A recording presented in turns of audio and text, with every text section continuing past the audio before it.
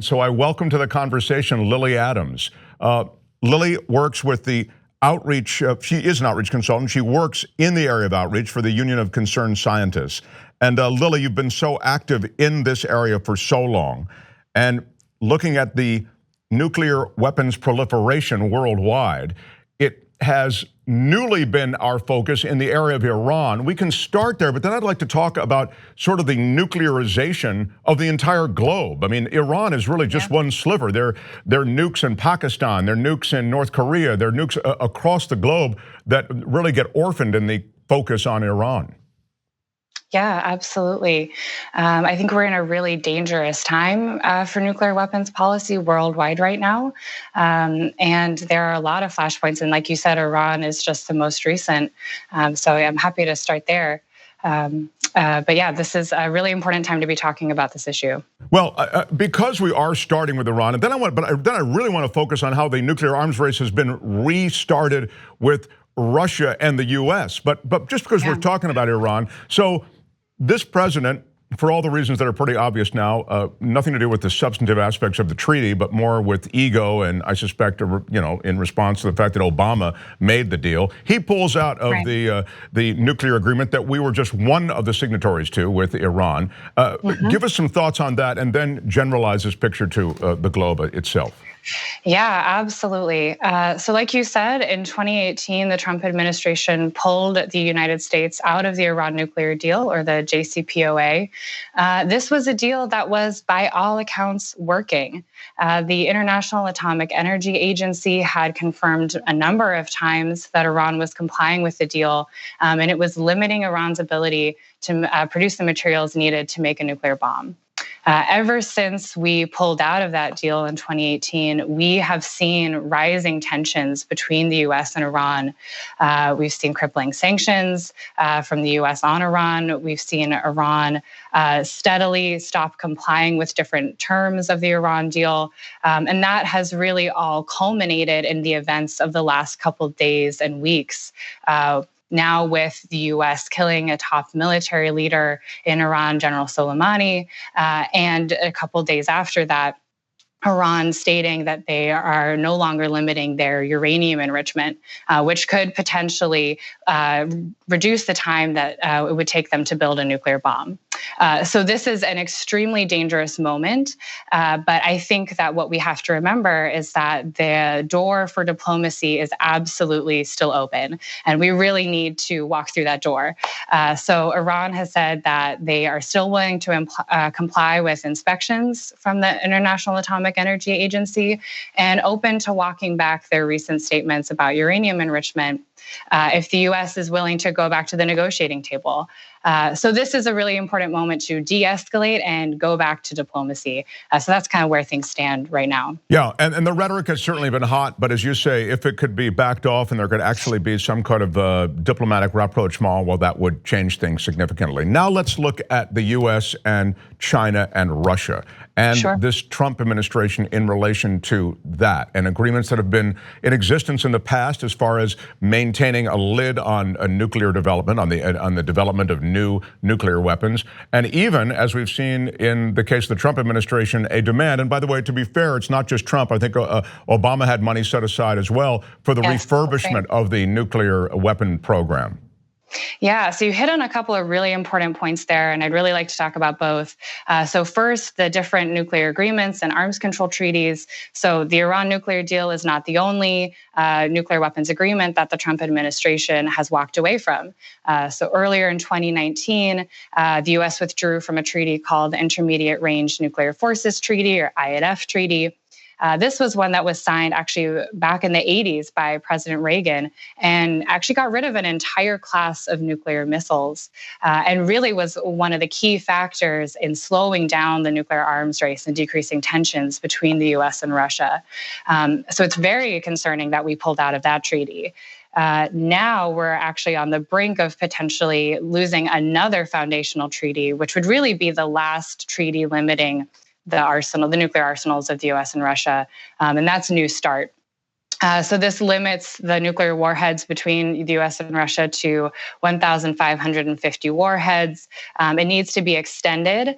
And the Trump administration has really been dragging their feet and even indicating that they will not extend this, kind of almost looking for opportunities to get out of it. And that would put us in an extremely dangerous position where, for the first time in decades, we would not have limits on the nuclear weapons arsenals of the US and Russia, potentially putting us back into a Cold War kind of situation. Yeah, all of this started, Lilly, didn't it, during this Cold War run-up when there was just this weapons race unabated, Right. And then finally, when the cooler heads prevailed, it seemed as though there was a de-escalation. What's happened to that? Have we, the U.S., been responsible for a lot of the changes that have been associated with now a re-escalation? Absolutely. And I think, after the end of the Cold War, we kind of went to sleep on this issue a little bit. We felt like, okay, we're fine now. We can kind of move on from nuclear weapons issues. But the fact is that we still have about 14,000 nuclear weapons out there in the world. The US has over 6,000 nuclear weapons. And so this issue has not gone away. And the US's actions have certainly exacerbated this problem. And like you said, this started under the Obama administration. It's just getting worse under the Trump administration. So right now, we're set to spend $1.2 trillion over the next 30 years, maintaining and rebuilding, and in some cases, actually upgrading our nuclear weapons arsenal. So that number, 1.2 trillion, is just like way too big to comprehend.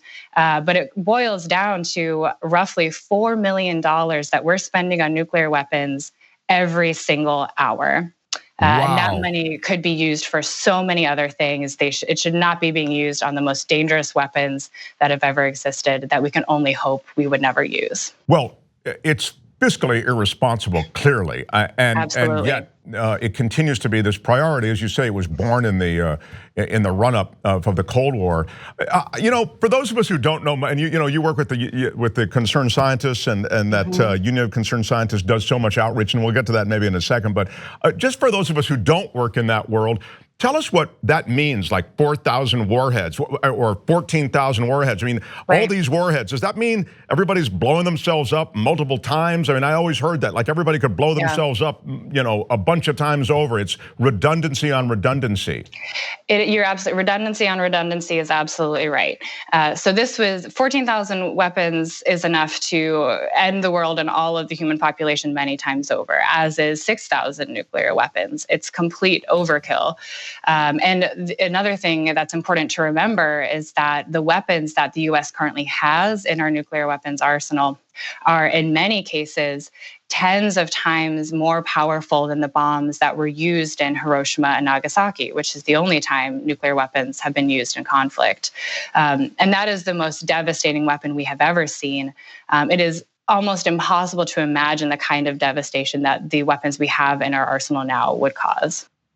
So when you work with the Union of Concerned Scientists, what are the areas of emphasis and what are the ways in which you all might be able to make a difference? I mean, I've gone to the website and I've seen some of the sort of the petition-related materials that you talk about there. But what can you do? What is being done as a group? I mean, you guys have so much credibility, and yet this just seems to be an unabated run to arming ourselves. Yeah. So there are a couple of policies that we are working on right now that would really reduce the risk of nuclear weapons and the risk of ever ending up in a nuclear war. So the one that we're very focused on right now is establishing what's called a no first use policy.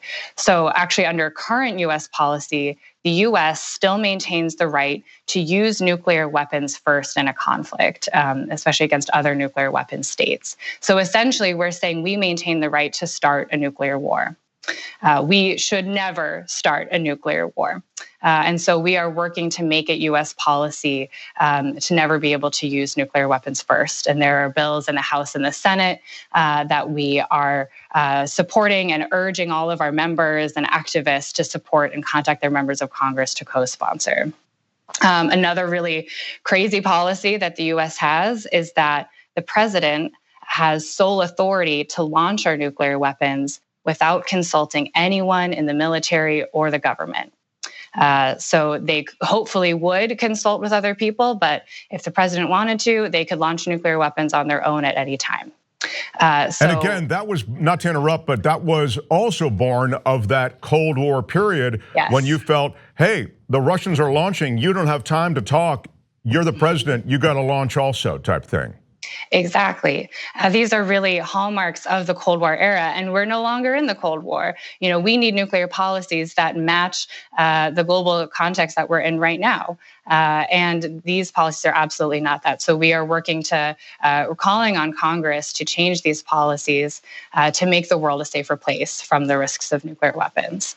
I just think the work you're doing is so very important. And I have one last question. We don't have really much time, but I have to get it in. And that is about this money that's set aside to upgrade or refurbish or whatever. Mm-hmm. And I always hear that. I mean, really, you got to refurbish the weapons? I mean, aren't they there? They're weapons. You fire them and that's it. I mean, do they need to be kept current in some way? Do the technologies need to be upgraded? Or is this just a gift to defense contractors? So some of the weapons in our arsenal are older.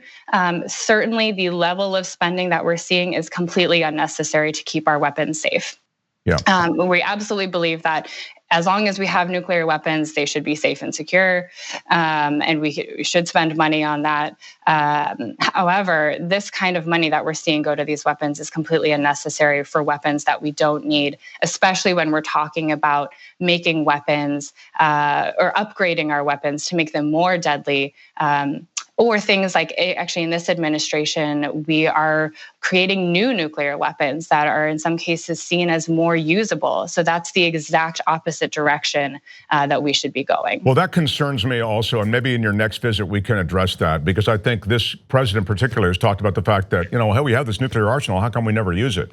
That right. Came out early in his administration. I thought, wow, this is really scary.